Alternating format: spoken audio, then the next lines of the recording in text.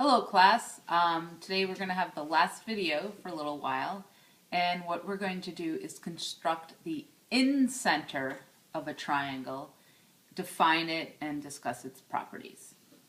Alright, so again, start out with any triangle. It might help if it's a scaling triangle, so you don't confuse the properties of an incenter with other properties of the triangle. So what I'm going to do first is fold the triangle so that side AB overlaps side AC, like this. Okay, see how they're completely overlapping, but the vertices don't happen to match up there, and that's okay.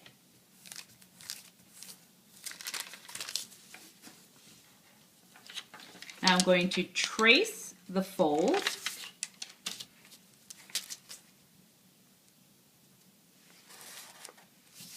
And I'd like you guys to tell me what segment in a triangle I just constructed by folding side AB onto side AC.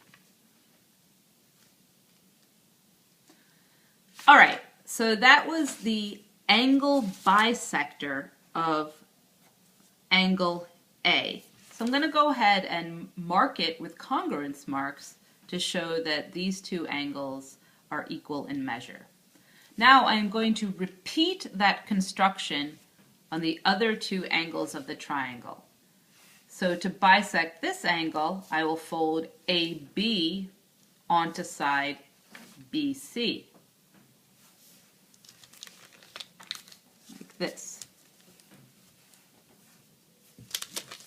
And I'm going to go ahead and trace that.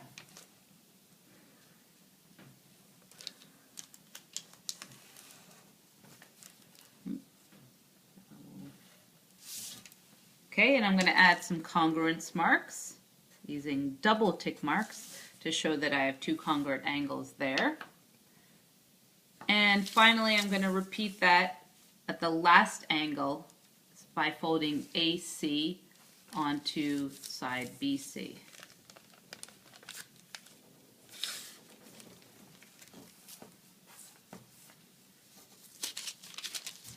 I'm going to trace my crease. And I can mark what I just did by using 3 tick marks. Alright, so I just constructed the 3 angle bisectors in the triangle. So my first question is, or my second question is, are they concurrent? Alright, so the answer is yes. The 3 angle bisectors of a triangle are concurrent. They intersect in a single point. This point of intersection of the 3 angle bisectors is called the incenter of the triangle. Alright, next we're going to explore some properties of the incenter. What I'd like you to do next is draw a perpendicular segment connecting the incenter of the triangle to the opposite side. So you're going to draw a perpendicular from the incenter to the opposite side. If you have an isosceles triangle or an equilateral triangle, that perpendicular will coincide with the angle bisectors. And it looks like with my, this isn't truly isosceles, but with this fat marker and everything, it's going to look like it's coinciding in mine. Now you can draw a perpendicular using a compass and straight edge. You can do it using paper folding or a protractor. But I'm going to use the simple tool of using the corner of my ruler because there's a nice 90-degree angle. So first I'm going to go from my incenter to side AC.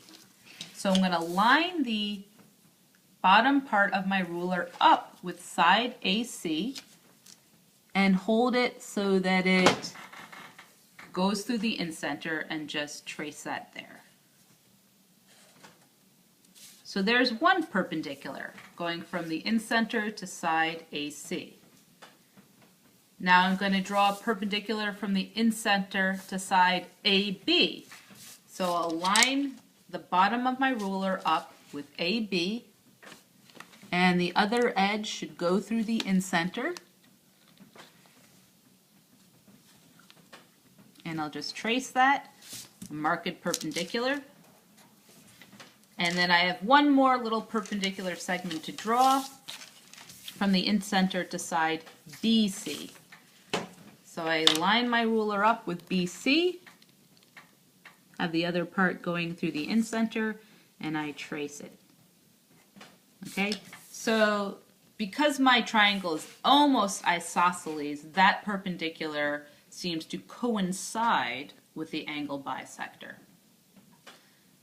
Okay, next I would like you to see how those three little perpendicular segments going from the incenter to each side of the triangle are related.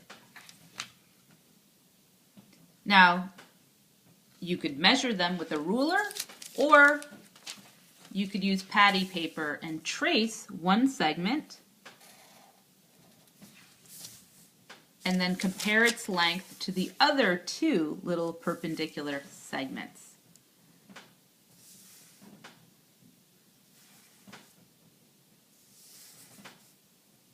Okay, so everybody do that please, and let's just share what we observe and try to make a nice, clear, concise mathematical statement about it.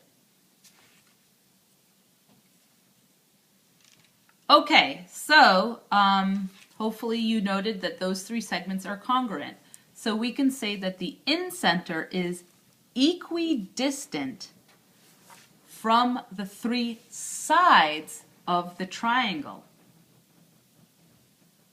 At this point, I would like you to compare that statement that the incenter is equidistant from the sides of the triangle to what we learned yesterday about the circumcenter of a triangle.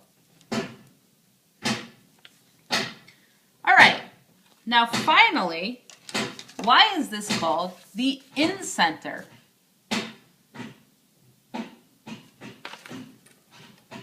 So what I'm going to do is place the center of the compass on the incenter and then set the length, the radius of the compass to the length of one of these little perpendicular segments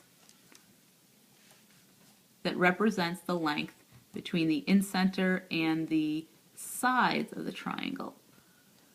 All right, that ought to do it. And I'm going to draw that triangle, circle there. Oops. Slipped a little bit. This compass is not the greatest. Try that again.